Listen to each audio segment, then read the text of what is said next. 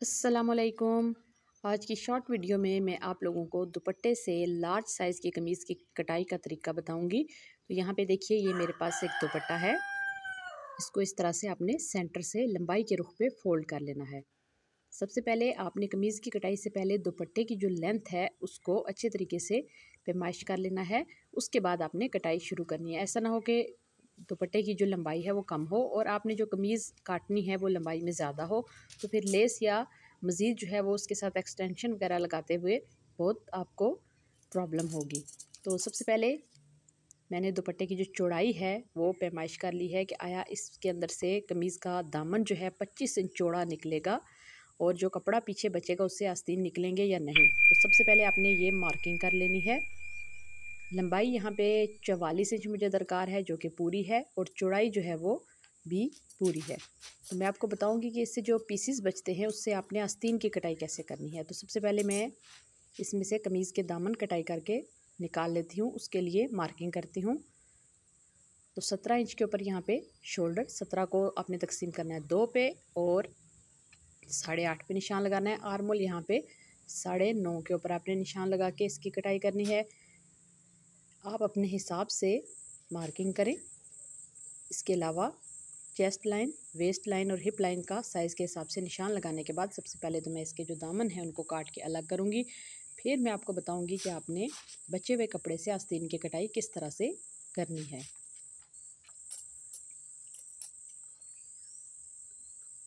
तो मार्किंग के ऊपर ऊपर इसकी कटाई करेंगे। तो यहाँ पे देखिए, ये खुली साइड इस तरफ है, बॉर्डर वाली साइड है ये। आर्मोल की कटाई, जो फ्रंट पार्ट है शर्ट का उसकी आपने यहाँ से कंधों की डीप कटाई करनी है। यहाँ से आप नाप लीजिए। उसके बाद जो आपका चेस्ट का मेजरमेंट का निशान है उसमें सिलाई का मार्जिन ऐड करते हुए आपने कटाई करनी है। कटाई करने के बाद ये कपड़ा जो है वो निकल चुका है आपके सामने इस तरह से।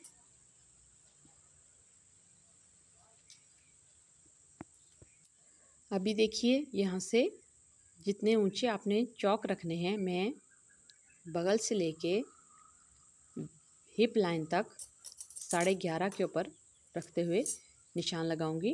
कुछ लोग चाक ऊंचे पहनना पसंद करते हैं। यहाँ से इसको काट के 2 हिस्सों में फ्रंट और बैक को अलग अलग कर लेंगे। तो ये आपके सामने फ्रंट बैक की कटाई होगी। शोल्डर की जो आपने डीप कटिंग है फ्रंट की, वो भी कर लेनी है।